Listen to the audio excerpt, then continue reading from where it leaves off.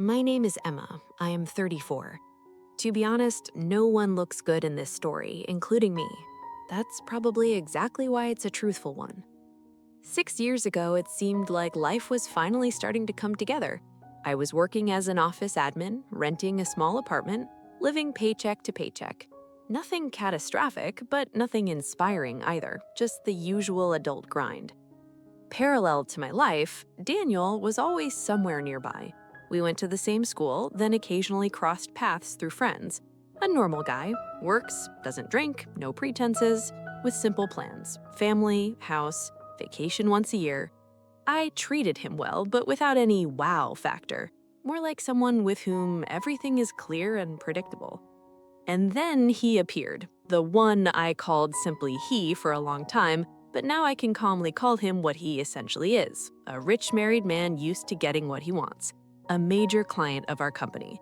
Looked to be 50-something, well-groomed, confident, expensive watch, expensive restaurants, the kind of person who walks into a room and you immediately know who's in charge. The initiative wasn't mine. At first, I was just servicing their meeting in the conference room, bringing coffee. He joked, held my gaze, asked unnecessary questions. Then he suggested just having dinner after work to discuss the project. I understood it wasn't about the project, and I went anyway. Not because I'm completely stupid, but because I wanted just once to feel not like a girl with a 60K salary, but like a woman being taken to places I don't usually go. Naturally, he had a wife. He didn't hide it. He gave the usual spiel. We've been living like roommates for a long time. Our son is grown. He has his own life. I'm only in the marriage because of the assets. It sounded exactly how it usually sounds. Back then, unfortunately, that was enough for me. The affair developed according to the standard script: restaurants, hotels for business, gifts, beautiful messages. No explicit promises, but enough hints for me to fill in the blanks myself. I quickly found myself at a point where ordinary peers with their "let's go to the movies" were losing to a man who could cover my annual salary in a single evening, just in the form of attention. Meanwhile, Daniel continued somewhere in the background, offering a normal life. Texting, inviting me for coffee, asking how things were. I replied but kept my distance. Against the backdrop of expensive restaurants and accidental trips, his offers seemed too simple. When I found out I was pregnant, things got serious very quickly. I'm not the type to panic and run for an abortion on day one.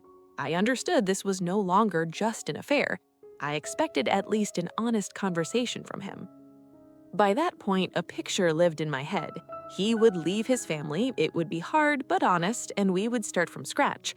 Reality was simpler and colder. He listened, stayed silent, and said something like this: "It's up to you. I don't deny the child. I'll help financially, but I can't leave my family. Too much is tied up. The house, the business, obligations. You're a smart girl. You'll figure it out." No shouting, no hysterics, calmly, as if we were discussing changing a supplier. I remember that moment very clearly. It was the first time I saw him without the wrapper. Not the man who opened up the world to me, but a man who isn't going to pay the full price for what we did together. No classic, "I'll leave her for you." Just money and a wish of good luck. I left him, got into a taxi, and got myself thinking a rather sober thought. Right now, I have a pregnancy on my hands, a rented apartment, and a man who is ready to transfer money but not ready to change his life. It sounded not like a romance, but like a contract. Daniel, strangely enough, turned out to be the only one who was truly there during this time. I hadn't told him about the affair or the pregnancy yet, but he continued to write, invite me out, show interest. At some point, we met. It was still early in the term, nothing was visible externally. I just wasn't in the best state, and he saw that. Asked how he could help, didn't pry with questions, didn't start lecturing, just offered to drive me home first, then help with errands. Gradually, this grew into regular communication. We started dating closer. About a month after that conversation with the rich lover, I realized the term was already approaching 2 months, soon it would become obvious, and here I had a choice. I could have honestly told Daniel, "I'm pregnant by another man who left me. If you want to be around knowing this, that's your choice." I could have stayed alone. I could have gone back to my parents. I chose the fourth option. When Daniel and I became close enough, I told him I was pregnant. I didn't clarify that by that moment the term was already almost 3 months. I didn't say I got pregnant even before we started dating. I just said, I'm pregnant, and allowed him to assume himself that it was his. He reacted exactly as I expected. He didn't dig into exactly when, exactly how. He just said he was ready to be there, that he wanted us to be a family. I nodded, and from that moment, I finally signed an unspoken contract with myself. He would never know the truth. At this stage, I wasn't proud of myself, but the fear of being left alone with a child outweighed everything else. I didn't want to repeat the scenario of my mother, who dragged everything on her own. I wanted a normal life, and I took it at the price of silence.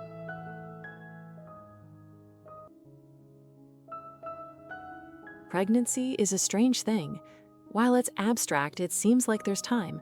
When you start hearing the heartbeat on the ultrasound and feel the first movements, it becomes clear.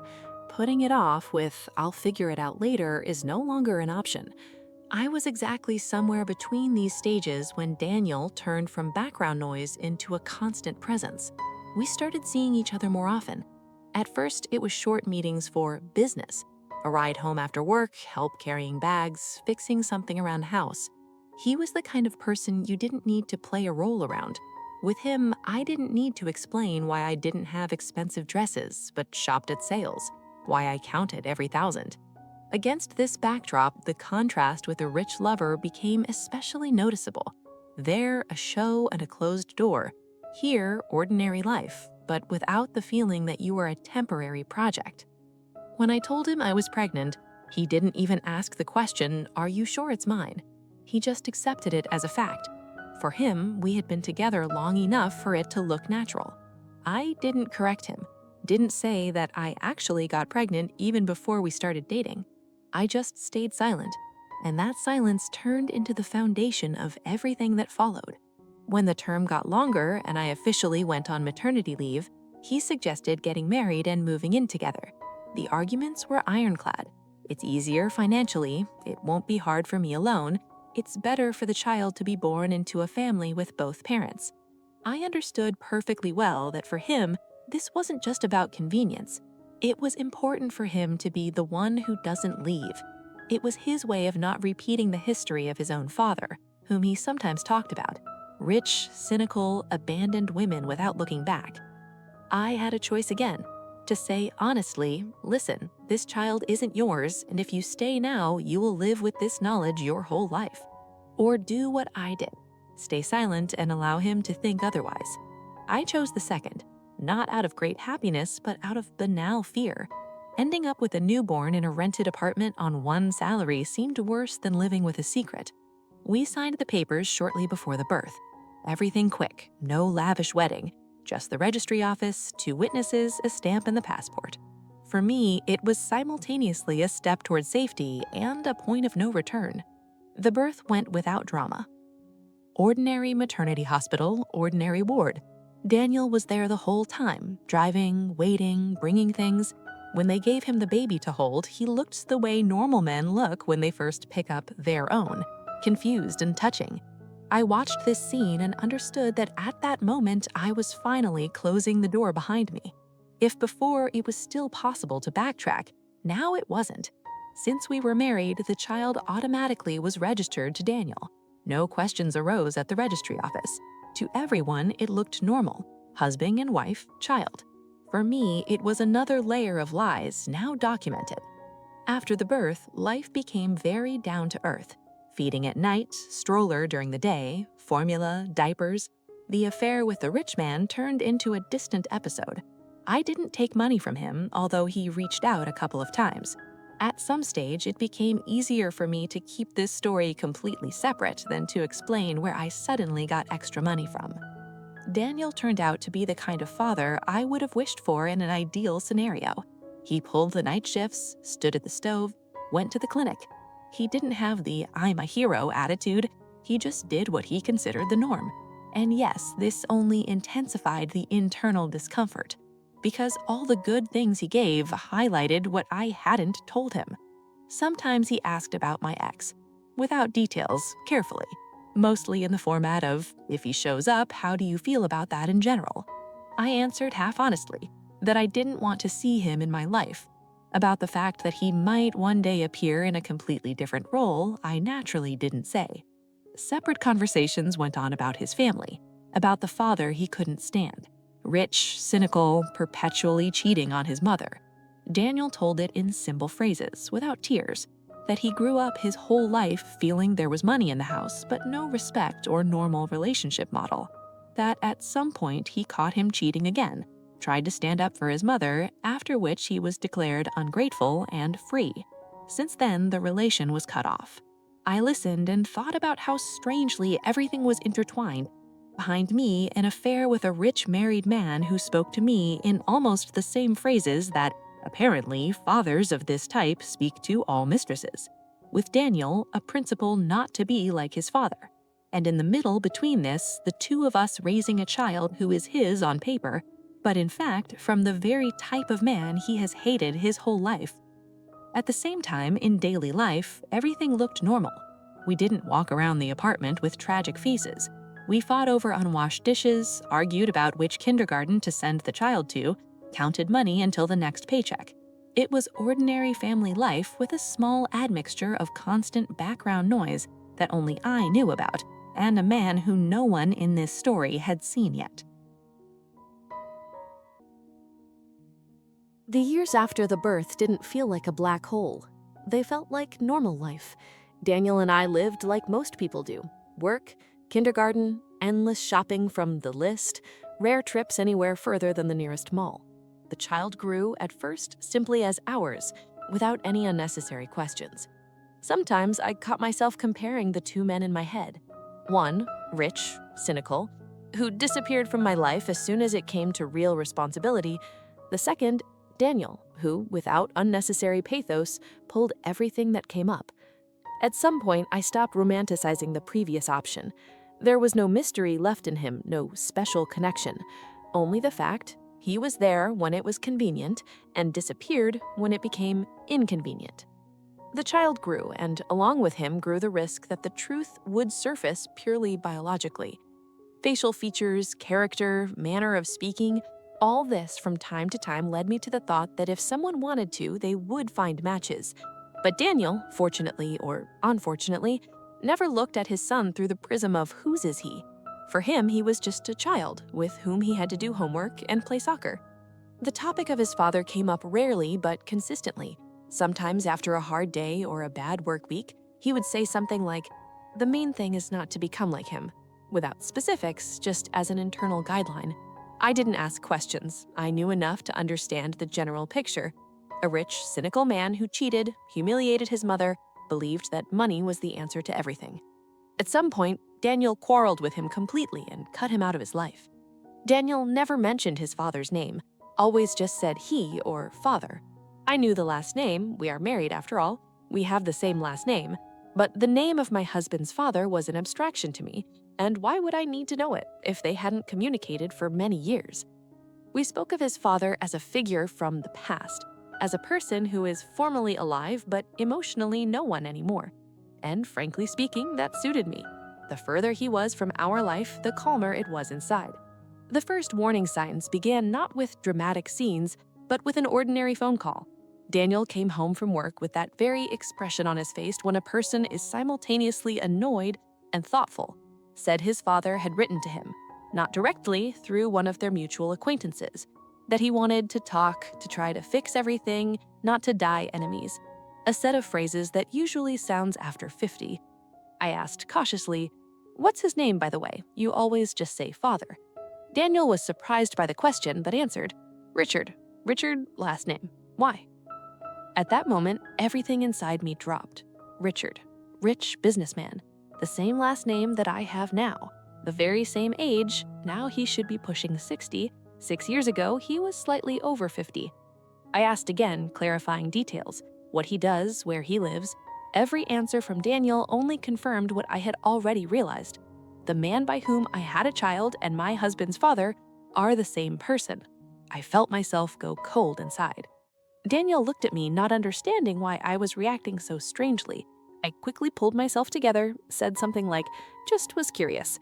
He shrugged and continued talking about the message. My first thought wasn't about morality, but that this was impossible, that this was some stupid coincidence that happens once in a million. But logic worked clearly. I dated Richard. He said he had an adult son. Daniel grew up his whole life with a rich, cheating father named Richard. Everything added up. Daniel didn't hesitate long. Inside him, strangely enough, there was not only accumulated negativity, but also some basic need to close this story. He didn't say the words forgiveness and love, but honestly said that he didn't want to live his whole life with this rift. I didn't try to dissuade him. It's his father, his story. Interfering here from the position of my secret would have looked strange. Their first meetings took place without me. Cafes, neutral territories. Daniel returned with comments on the level of, "He's still the same, just older," or "listens but still thinks he's right." Nothing unexpected. I listened and replayed every word inside. Now this wasn't the abstract Daniel's father, but a specific person from my past who was slowly returning to our life. The moment when he was supposed to come to our house I perceived as something inevitable. If the father returned to the son's life, it is logical to introduce him to the grandson and to me. On the level of a formal family, it sounded normal. On the level of my internal reality, like the meeting of two parallel lines that I had been keeping apart for many years. On the day that he was supposed to come, I didn't stage any theater. Cleaned the apartment as usual before guests, cooked food. We explained to the child that Grandpa, with whom Dad hasn't communicated for a long time, would come. Everything looked like a standard family visit, only inside there was a slight background noise.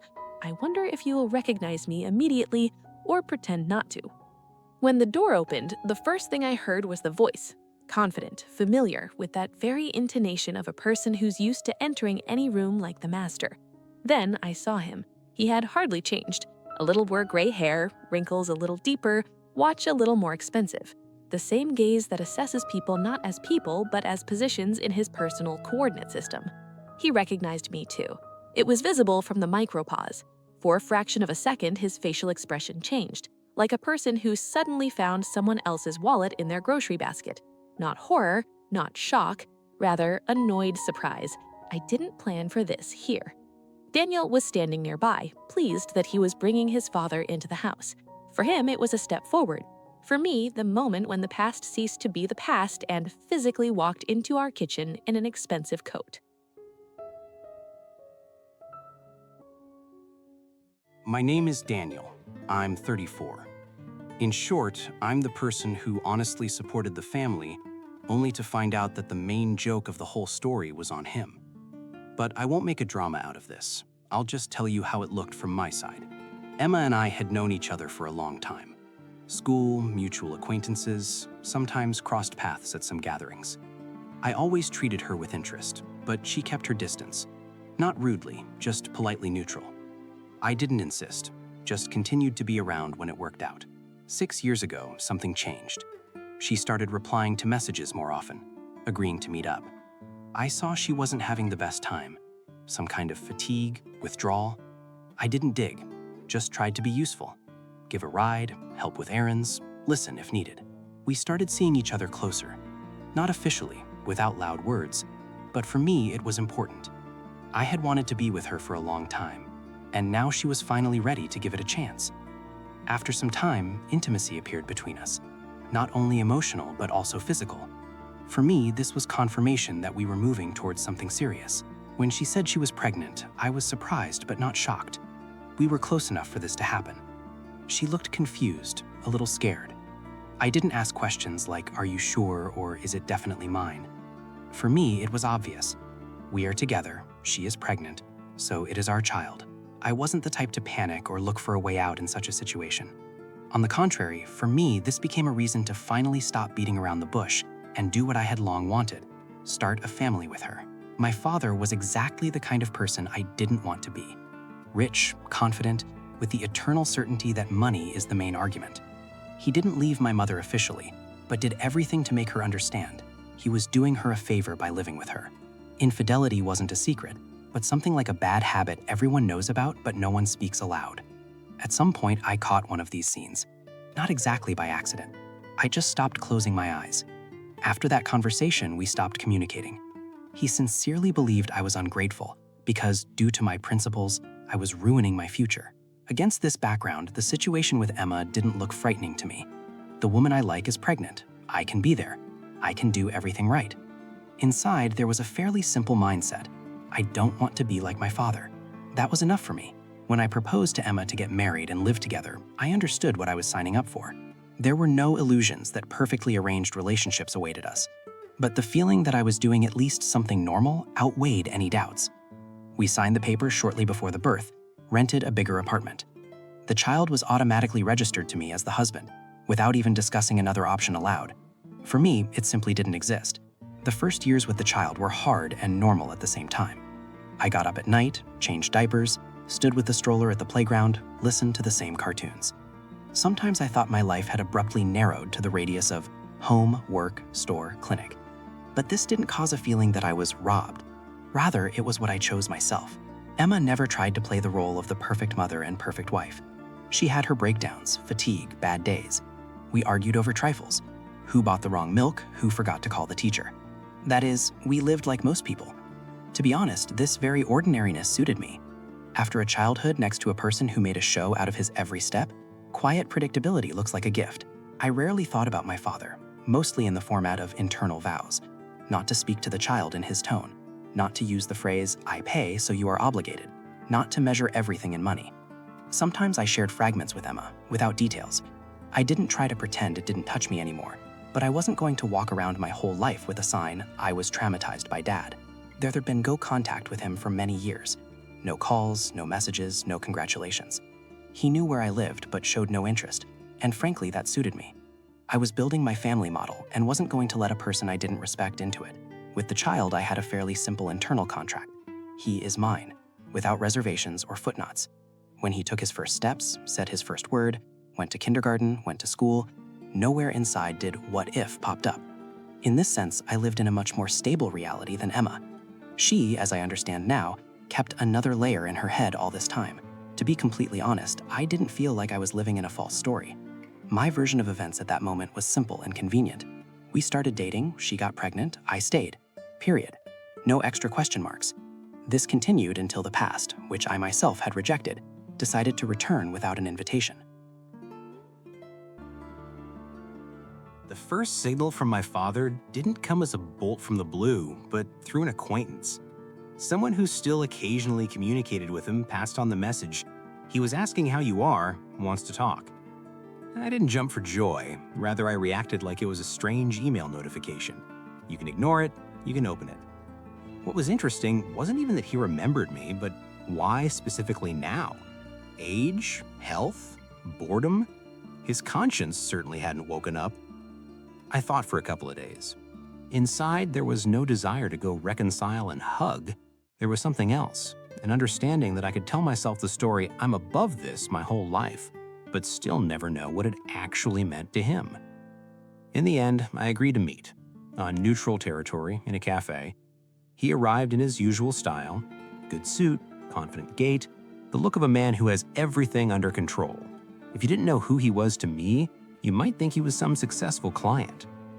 We said hello, sat down, no hugs, no son, I missed you so much, just, so, tell me. The conversation was expected. He talked a little about health, a little about business, a little about how children don't understand how lucky they are. Regarding the past, he said his standard phrase, I wasn't the ideal husband, but I provided for the family. You, of course, don't understand everything. There were no apologies. At best, a statement of fact. Yes, I made mistakes. Period. I caught myself thinking that I didn't really expect anything else from him. He was and remained a person who measures the world in money. The only question is whether I want to keep playing the role of the offended son or if I can calmly admit that yes, this is the father I have, without illusions. We made a couple more times. I can't say it brought us closer. Rather, it removed the constant unfinished business inside. I started slowly getting used to the idea that he exists somewhere parallel to my life and might occasionally peek into it. The logical continuation was his desire to meet my family. He asked almost immediately if I had children. He reacted to the answer with animation. Well, that means not everything is so bad since you didn't screw up here at least. The phrasing was in his style, sarcastic, a little devaluing, but without open aggression. I thought about it and decided that hiding the child from him was strange. It's still my son. Besides, I didn't want to repeat his style, making family elements into something like secret projects. I discussed it with Emma. She reacted calmly, said it was my story, and if I wanted my father to know his grandson, she didn't mind. There were no hysterics. On the contrary, she looked overly composed. We agreed that he would come to our home, formally to have dinner and get acquainted. I perceived this as an ordinary family visit. Yes, with internal tension, but without a sense of catastrophe. I wanted the child to see that he has a grandfather, even if not ideal one. In the end, he'll decide later how to treat him. The day of the visit was strangely ordinary. I came home from work early, helped Emma tidy up a bit, set the table. The child ran around the apartment with questions about what kind of grandfather he is, what will happen if he doesn't like him. I reassured him as best I could, although I myself also awaited this arrival with a slight lump in my chest. When my father walked in, my first thought was, he doesn't change at all. Confident step, quick assessing glance around the room, a joke at the entrance to immediately occupy the space. He greeted me, then the child, then Emma, nodded briefly, extended his hand, ordinary politeness. I watched this and felt a mixture of irritation and habitual relief. Everything is going according to the expected script. But gradually I began to notice that there was something else in this script. A couple of glances, his at Emma, a little longer than necessary for ordinary politeness, and hers at him. Not direct, rather fleeting, though with some kind of tension. These were not the looks of people seeing each other for the first time, rather of two people trying to pretend they are seeing each other for the first time. At first I attributed this to ordinary embarrassment. For Emma, it's that very father I told so much about. For him, it's the wife of that very son who once slammed the door. Strange emotions are logical, but as dinner went on, it became clear that there is something else between them, going beyond the scope of awkward introduction. He was polite with her, a little too polite so, the type of politeness that appears in him when he feels a situation is potentially dangerous for his image. She was calm, but clearly collected, looked not so much at him as past him, and yet caught every word. I wasn't putting anything together yet, just noted that this evening was clearly not as simple as I had imagined. But even at that moment, to be honest, the last version I was ready to admit was the real one. After dinner, I had a strange aftertaste. On the one hand, externally, everything went normally. No one shouted, slammed doors, or made scenes. An ordinary family evening. Food, neutral conversations, attempts to look like a decent version of oneself. On the other hand, there was a feeling that I had watched a movie in which I missed the main subtext. My father behaved predictably, joked in places, gave mini lectures about life in places, sometimes spoke to the child in that voice I remembered from myself, slightly from above, but with drawls on the words, real man. Emma was polite, correct, without fawning. The child, as usual, was happy with any new adult who jokes and brings gifts. Only somewhere beneath all this hung tension. At first, I attributed it to myself. After all, this is my father, with whom I haven't communicated for many years, and now here I am seating him at the same table with my family. But the more I replayed the evening in my head, the more clearly I understood. This isn't just about me. After he left, Emma became noticeably quieter. Not in the sense of offended, but like a person who had been walking along a narrow path all evening and finally reached the end. To my questions about how she found my father, she answered briefly, normal, expected, looks like how you described him. No comments like, decent man, or you can deal with him. Rather a careful, I understood why you didn't communicate. For a couple of days, we lived in the usual mode, work, kindergarten, home, household conversations. My father sometimes texted me in the spirit of, thanks for the evening. You have a nice house. Smart kid. In these phrases, a slight appropriation was felt, as if he instantly wrote all this into his list of achievements. See, here is another point. I came. I did well. I tried not to look for problems where there might not be any. But two moments kept spinning in my head anyway. The first, that very look between him and Emma. The second, the strange feeling that he spoke to her with a slight flavor with which he always spoke to women he once liked. Formally respectful, but with something else. One evening, already before bed, I asked Emma directly, "Did he upset you somehow? You looked tense." She was silent for a bit, then said that she herself doesn't fully know how to treat him. That she sees in him a person who easily lets people go when it's inconvenient for him. This, in principle, coincided with my observations. We left the conversation at that. Then he made the first move. My father suggested meeting somehow, the three of us. Me, him, and the child. Without Emma, go to the park, play, give you a guy's day. I wasn't thrilled with his wording, but the plan itself sounded normal. I didn't want to cut off the child's chance for contact just because of my history. When I told Emma about this, she at first just asked at what stage one want to involve my father in the child's life. The question sounded not like a prohibition, but like, have you thought about this yourself? I honestly answered that I don't know yet how to do it right. That I don't want the grandpa to be suddenly made into a hero. But closing this line completely also seems strange to me. She nodded and ended the conversation there. But the next day she suggested herself, "You should probably really go. It's easier to understand how you feel about this when you see him with your son not at the table." It sounded logical. I agreed that guy's day went almost without surprises. My father behaved as I expected.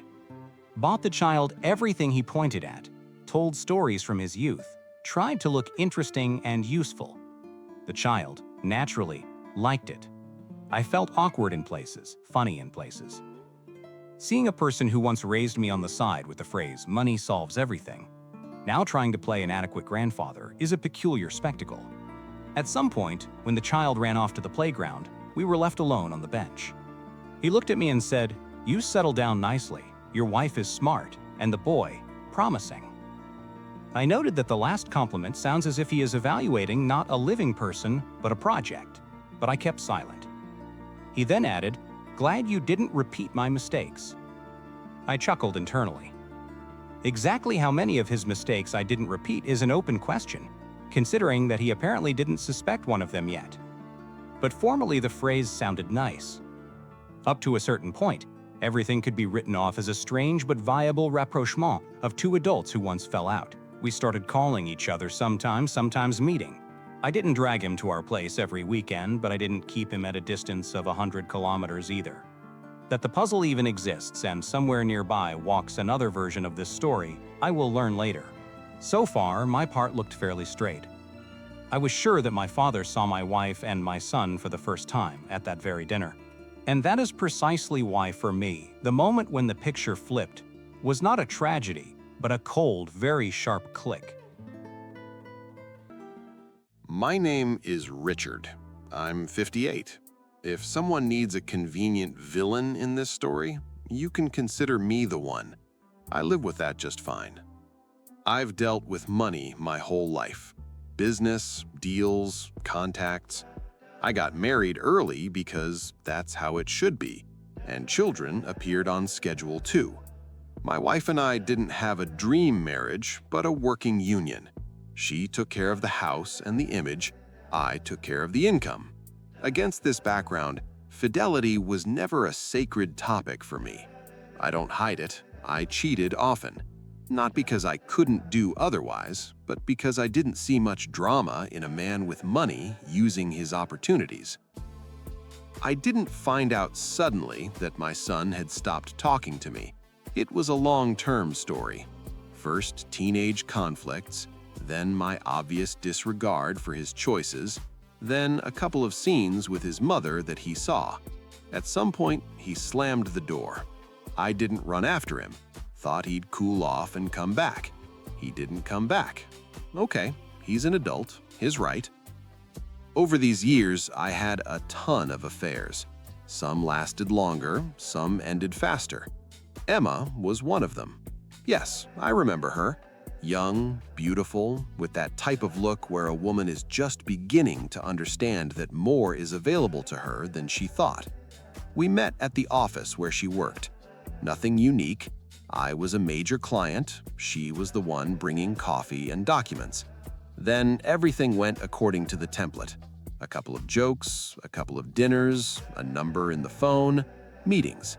I immediately indicated that I was married and wasn't going anywhere. In my world, that's fair play. You know what you're getting into. She, like many, decided she would be the exception for whom I would do what I hadn't done before. That's also a classic. When she said she was pregnant, there was no surprise. At my age, I know how statistics work. I treated it calmly, without enthusiasm, without panic. I said it like it is. It's up to her. If she wants to give birth, I won't deny the child. I'll help with money. If not, also her choice. The option, I leave my wife and officially start a second life, was never on the table. Too much is tied up. Property, business, reputation. Her reaction was expected. First tears, then questions, but what about our relationship? Then attempts to pressure my conscience. I didn't see the point in putting on a show. I said directly, there was a relationship, but I didn't promise what I wasn't going to give. It sounds harsh, but at least without unnecessary illusions. After some time, she disappeared from my life. I knew she had moved away. A couple of times I tried to offer help, but on the other end of the line was a cold, I'll figure it out myself. I didn't insist. In my understanding, there was a closed episode between us. Yes, not pretty, but also without special consequences for me. I didn't particularly associate myself with the child then. Not because I denied it, but emotionally there were too many ifs. My son lived his life during this time, without me. We didn't communicate. I did business. Time passed. At some point, it became clear that infinity wasn't ahead anymore. My heart sometimes reminded me of itself. Doctors started looking more closely. That's when I thought it would probably be nice to just see how things are with him. I won't romanticize it. I didn't suffer at night without him. But the feeling of an unclosed file hung there. Through acquaintances, I passed on that I wanted to meet. Fortunately, he agreed. An adult man came to the meeting, not a boy. Reserved, cold, but without hysterics. For me, that was already not bad. I didn't apologize.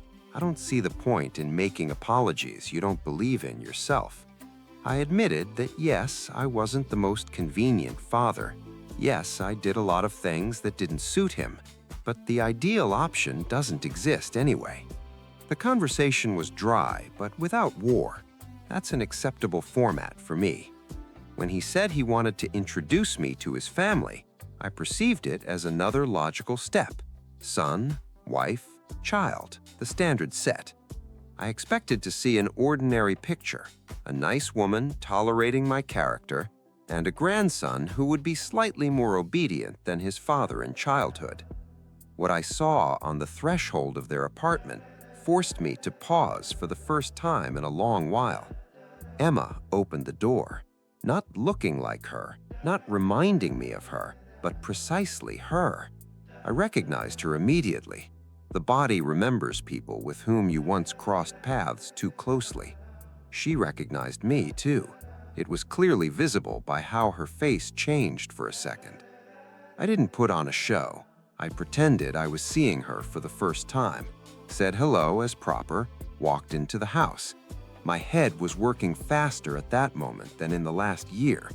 Dates, geography, the child's age, everything was adding up faster than I could take off my coat.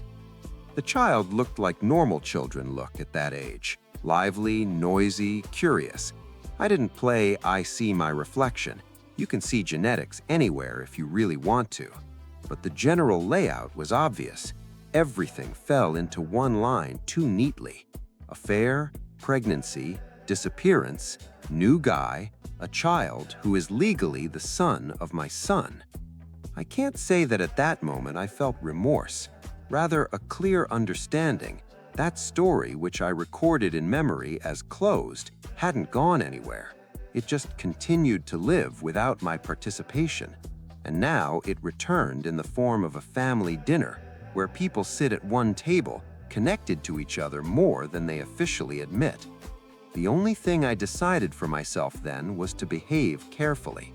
Not because I was suddenly imbued with morality, but because any sudden movements in such a structure most often destroy not the person you would want to. After that dinner, I understood two things quite clearly. First, Emma isn't going to make a scene. Second, she remembers perfectly well who I am. That was already enough to keep my ear to the ground. I didn't start pestering her with separate conversations, too simple a way to blow everything up. Instead, I observed how she looks at the child, at Daniel, at me.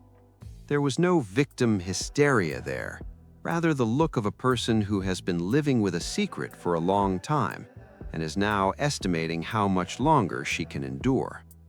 My son periodically dragged me into their life, sometimes dinner, sometimes a joint walk, sometimes a family date. I didn't object. I was curious to look at my own past, which somehow embedded itself into his present. The child treated me like a grandfather. It sounds strange if you remember that, in fact, I am anyone to him but a grandfather. But officially, everything looked exactly like that. One day, I texted Emma, briefly, without unnecessary words, "Need to talk, alone, preferably soon." She replied in an hour, "When Daniel is on shift, the child is with friends, you can stop by for a short while. No questions, no panic. Business tone." Formally, I stopped by to drop off some documents I was discussing with my son. Informally, to check if she plans to do anything with this situation at all. She opened the door with visible surprise, let me in, pointed to the kitchen. Tea, cups, ordinary household scenario. But I saw that her hands weren't quite calm. She tried to keep her face composed, but the tension was noticeable. Not hysteria, but not complete control either. I said directly that I had put everything together. She nodded, asked quietly if I intended to tell Daniel. There was no pleading in her voice, but there was fatigue, like a person who has been carrying a heavy load for many years and now understands it could be dumped at any moment. I replied that I didn't see the point yet, that destroying a structure is easier than assembling a new one, and that Daniel is currently happy in his version of reality. She exhaled, not gratefully, rather just with relief. She asked what I wanted. I said honestly, nothing. I don't need rights to the child, don't need involvement in their lives more than there is now. It's just important for me to know that she doesn't plan to use this as leverage at some point. Emma was silent for a bit, then said she didn't need that either, that she would be satisfied if everything remained as it is. Daniel considers the child his, the child considers Daniel his father. I am listed as grandfather and don't dig deeper. She added quietly that if everything falls apart, everyone will suffer, especially the child, and Daniel, who built himself all his life in opposition to me. I clarified if she plans to ever tell Daniel herself. She looked at me with a long gaze and answered that she doesn't know, that she thinks about it every day but can't find a moment when it won't destroy everything to the ground. Then added clearly, if anyone tells him the truth, it definitely won't be you. From a moral point of view, one could now deliver a long tirade about a man's right to know whose child he has. I've heard these speeches dozens of times, pronounced them myself in needed situations too. But honestly, I saw before me a quite concrete model. There is a man raising a child, loves him and considers him his own.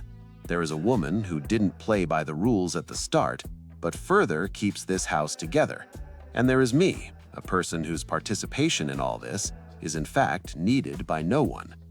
On this, essentially, we set an unspoken agreement. I don't meddle with revelations. She doesn't use my past affair as leverage. Everyone pretends the child has a father, a grandfather, and an ordinary history, with the amendment that the real version of this story looks more interesting, but not necessarily more useful for life. Sometimes watching Daniel play with the child or Emma organize their daily life, I caught myself on a simple thought. They really would be worse off if my biological contribution was added here. This didn't make me better, just confirmed once again that far from every truth is worth dragging into the kitchen and laying out on plates. One could draw conclusions from this about one's mistakes, but at my age, character is not rewritten. I didn't become a good person. I just found myself in a situation where for the first time in a long while, my usual style of I take what I want and leave when needed didn't work to the end. This story came to me not as a single confession, but in parts. First, a woman reached out with a query about how to live with a long-term secret. Then, in the process of working, it became clear that this was about hidden paternity, a complex family structure, and several people, each of whom is stuck in their own way in a situation from which there is no simple exit. If you remove the emotions and look at this as a system, several fairly typical patterns are visible. Emma. Emma is neither a villain nor a victim. She is a person who, at a critical moment, made a maximally pragmatic and maximally dishonest decision. She had a fear of being left alone with the child, and not an abstract one, but one based on her past experience. When a rich man chose his comfort, she did what many do. She didn't go into single motherhood, but grabbed on to the first reliable option. Her key self-deception: if he's a good father, what difference does it make who the child is from? Behind this stood real fear, but this doesn't cancel the choice. From a psychological point of view, this is a classic case of profit from a secret. One decision closes her financial and emotional issue at the price of a long-term risk of losing trust in the marriage. The price she pays is constant anxiety. This isn't just an inconvenient detail of the past, but daily tension. What if the child starts to look like him? What if someone spills the beans? What if Daniel ever wants to do a DNA test? Every family dinner, every meeting with her husband's father is a stress test, and the longer the lie lasts, the higher the stakes. Daniel essentially built his life in opposition to his father. He grew up with a model of a cynical man for whom cheating and money are the norm. Growing up, he chose the opposite strategy: to be reliable, not to abandon, not to walk away from responsibility. His weak spot, the rescuer role. When he sees a woman in crisis, his "I will do everything differently" script automatically switches on. That's why he didn't push questions about Emma's past and easily accepted the child as his without the need to clarify details. This isn't naivety in its pure form, but a conscious ignoring of what could destroy a convenient picture. When and if Daniel learns the truth, the blow will be double. The first level is the deception of a partner. The second, much more painful one, is the realization that the child he raised is biologically from the very person in opposition to whom he built his entire identity. This isn't just "the child isn't mine," it is "I repeated my father's history without knowing it." Richard is a classic example of a person for whom status and convenience stand above any moral constructs. Cheating for him is a lifestyle, not an accidental breakdown. The affair with Emma was perceived as an episode, the pregnancy as an unpleasant but solvable moment, not a joint responsibility. His attitude towards his son and towards Emma is equally pragmatic. As long as they don't interfere with his image and business, he's ready to maintain contact. That the story returns to his life through his own grandson's son doesn't make him a different person. He acts the same way, looking for the lowest cost option, say nothing to anyone, and keep the situation under control. Richard chooses silence not out of concern for his son's family, but out of convenience for himself.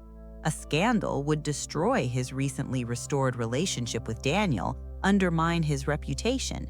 It's simpler for him to maintain the status quo. The child is talked about least of all in this story, but he's the most vulnerable figure. Right now, he's growing up in a family where formally everything is fine. But if the truth comes out, the consequences will be serious. The question of identity, who is his real father? The person who raised him or the biological parent? This isn't abstract philosophy. For a teenager or an adult, learning such a thing can be trauma for years. The right to know one's origins is not only a legal but also an ethical question.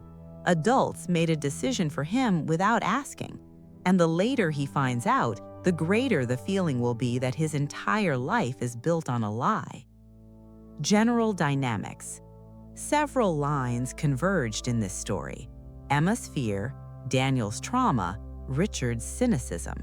As a result, a structure is born where the child lives in a false genetic history, the husband in a false version of fatherhood, the wife in constant internal tension, the father in the feeling that he managed to wriggle out again. At the same time, formally, everyone is fine. There is a family, there is money, contacts are restored. This is what makes the story realistic.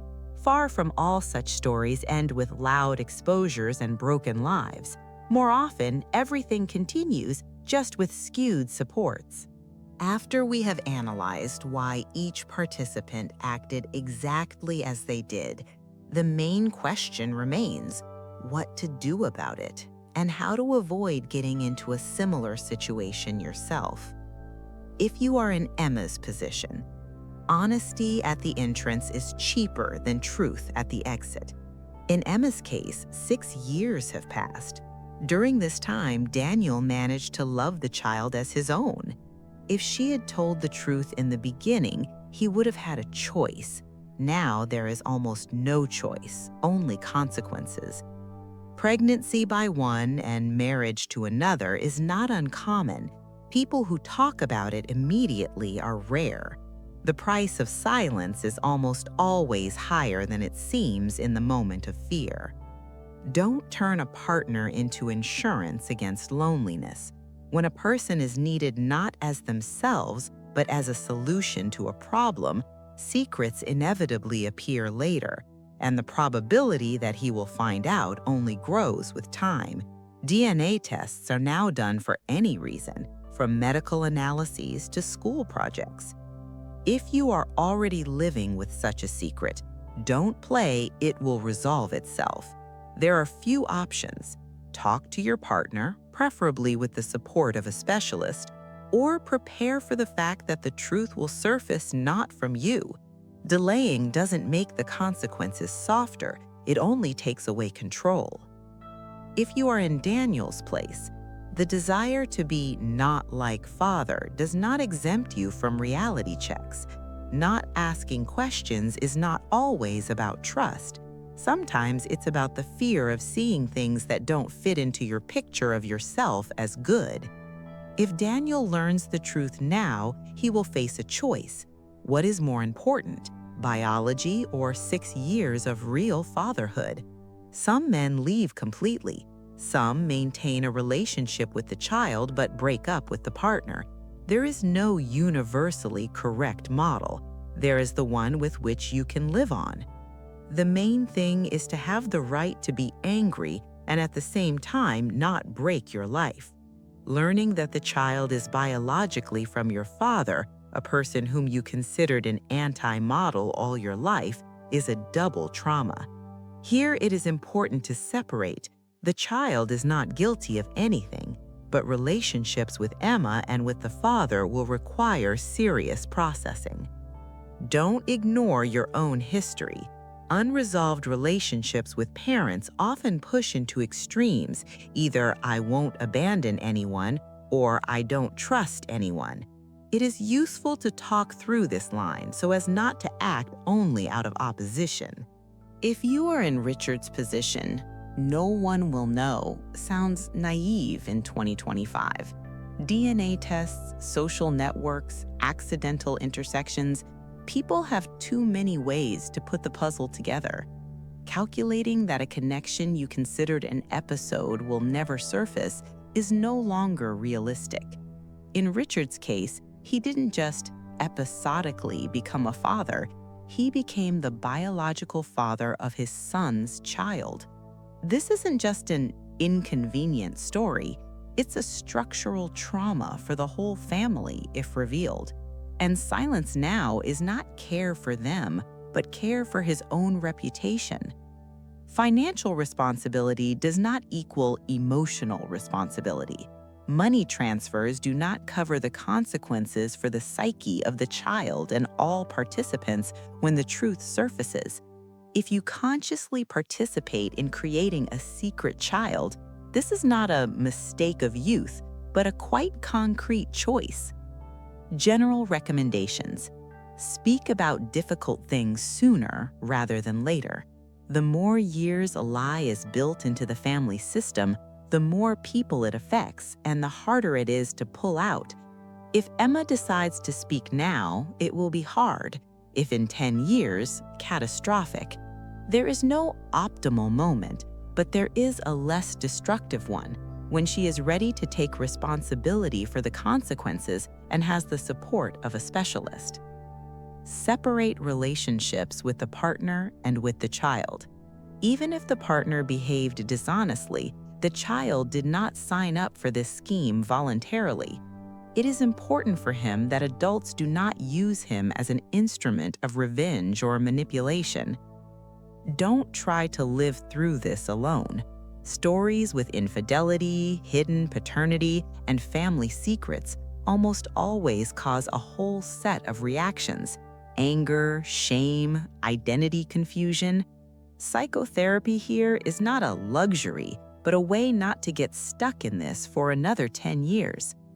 This story shows not how everything should be, but how in reality, people often choose the short path: fear, convenience, cynicism, and then live with its consequences for years. And yes, even in such a structure, there is always a point where the cycle can be interrupted, usually where someone first decides to speak honestly, even if it's late.